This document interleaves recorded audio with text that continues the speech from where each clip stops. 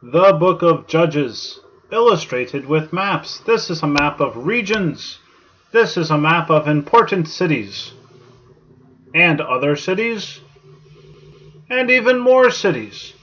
We'll get started with Judges in just a second. First, a short review. Joshua led the nation into the promised land. He fought against the inhabitants, first at Jericho, then in the south, and then in the north.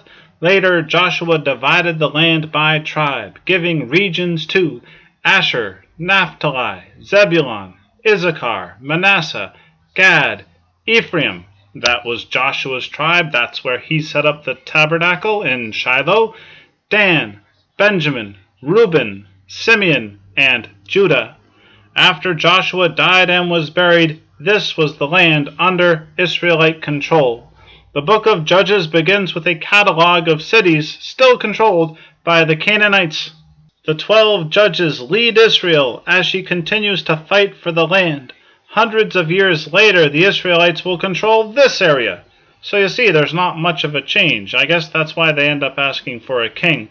Overall, then, the book of Judges is a stalemate. They break about even. Individually, the stories are stories of success and failure, advances and retreat, faith and apostasy, spiritual struggle against the Canaanites and other pagan nations, especially those Philistines. You know, those sea people with their iron chariots, they're a real problem. The story begins with the tribes of Judah and Simeon. They are victorious, even against the future site of Jerusalem. Other cities fall too, but some do not. In those days there was no king in Israel. Everyone did what was right in his own eyes.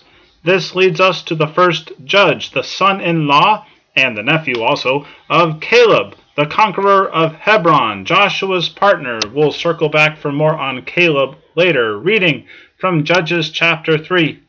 The Israelites did evil in the Lord's sight, and served the images of Baal.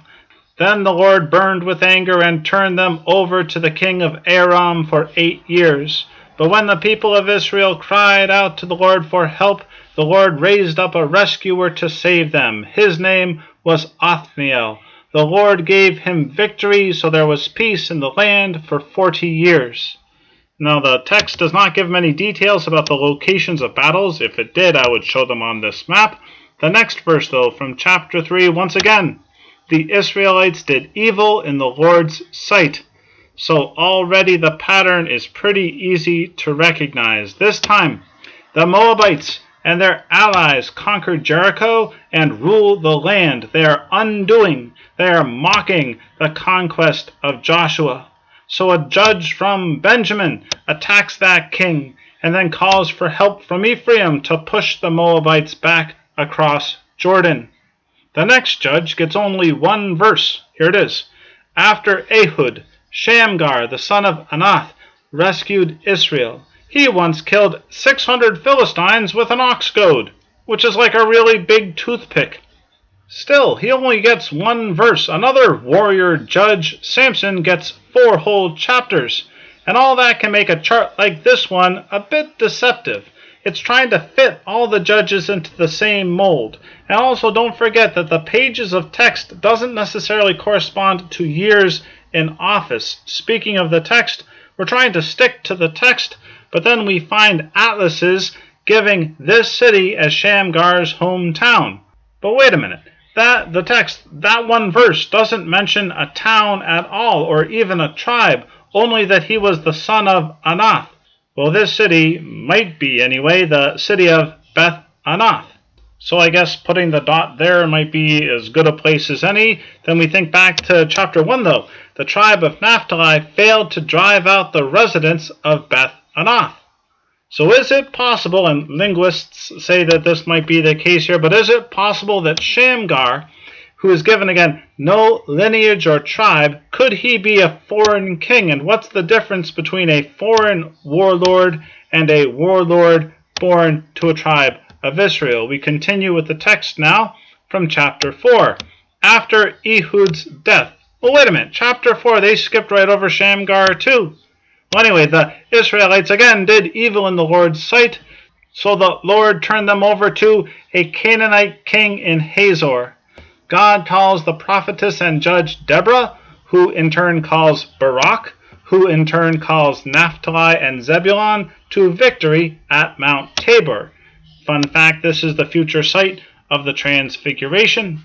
The general flees north and is killed by a descendant of Moses' father-in-law. You remember him, Jethro the Kenite. Again, we have this relationship between Jew and Gentile, speaking of which we read from chapter 6. The Israelites did evil in the Lord's sight, so the Lord handed them over to the Midianites for 7 years. Midian, well, that was the desert region east of the Red Sea to which Moses fled the first time he left Egypt. Anyway, Israel is again under assault, this time from the east and from the south. An unlikely hero arises, defeats the enemy, and chases them across Jordan with help from Naphtali, Asher, Manasseh, and even Ephraim. But Gideon is denied help from these two cities as he pursues the enemy, so he punishes those cities on his way back home. And this introduces a new aspect into the story, a bad one, civil war. One of Gideon's sons, Abimelech, tries to rule over the nation, but he is crushed by a rock. Next, we have a minor judge from Ephraim and a minor judge from Manasseh east of Jordan. But the same pattern. Israel sins against the Lord and is oppressed by the Philistines and the Ammonites, who rule over Israelites both east and west of the Jordan River until another unlikely hero is called out of the desert. First, a negotiation. Jephthah points out that Israel has no beef with Ammon. Israel settled north of Moabite territory and west of Ammonite territory. Those were the two descendants of Abraham's nephew Lot. Yes, it's true. Israel did take Amorite land, you know, that land between the Arnon and Jabbok rivers, but that's only because the Amorites refused to let Joshua pass through. In any case, though, that's Amorite land. We don't have any trouble with the Ammonites. That's the negotiation. It fails. They fight. And then joy over his victory turns to weeping over Jephthah's rash vow. And civil war between Ephraim and Gilead. Pronunciation turns deadly. And we start to understand why Israel is not making any progress in driving out the pagan nations. Another minor judge and then a second and a third brings us to our final judge, Samson, who was born in answer to a prayer and raised a Nazirite, dedicated to the Lord. He is the strongest man in the Bible. He battles the Philistines, but first he marries one. And then he has to kill 30 people because of a riddle at the wedding. So that marriage doesn't work out, and Samson moves away. So the Philistines seek revenge, and they attack Judah. Samson kills 1,000 of them with a jawbone. Later, he carries the gates of Gaza all the way to Hebron. But after falling for another Philistine woman, Samson is defeated, humiliated, blinded, taken back to Gaza. He dies in one final feat of strength, the end of the 12 judges. Othniel, Ehud, Shamgar, Deborah and Barak, Gideon, Tola, Jair, Jephthah, Ibzan, Elon, Abdon, and Samson. But not the end of the book of Judges. There are 2 additional stories. The first is about the migration of the tribe of Dan north, taking with them a Levite from Ephraim to be their priest. Yes, I told you, those Philistines are really a problem. The second story is more disturbing. It's very disturbing. It involves the tribe of Benjamin, but it starts with another Levite from Ephraim who travels down to Bethlehem in Judah for his concubine, and when he returns, he stops in a city of Benjamin where she is outraged and murdered. Chapter 20. So all Israel came out as one man. From Dan to Beersheba and the land of Gilead, the community was gathered to the Lord at Mizpah. Like before, Judah will lead the attack. Benjamin holds, and Israel retreats back to Bethel. Bethel, the scene of such spiritual high points, of covenants with God. It's now a scene where Israel is massing its army for civil war to attack its brother. They consult a priest, and then they attack again. Benjamin holds, but then is lured away from the city and into an ambush. Gibeah is sacked. A few Benjaminite warriors escape, but all the women and all the girls are killed. And now the victors have a problem. They want the tribe to survive, but they've already made a vow not to offer any of their own daughters to the surviving men. What are they going to do? Plan number 1, find a city that did not send in any troops. Sack it, kill all the men, kidnap the virgins, and bring them to Benjamin. They do this, but they still need more wives. Plan number 2, tell the men of Benjamin to kidnap virgins when they come dancing to Shiloh. Remember Shiloh? That's where the ark is kept. When girls come to Shiloh for the festival, kidnap them. And that's what they do. And again, it is a disturbing story. And Israel still is not in control of the land. So we end with a better story about a woman named Naomi, who, during a famine, leaves Bethlehem in Judah and travels to Moab. Her husband and her 2 sons die.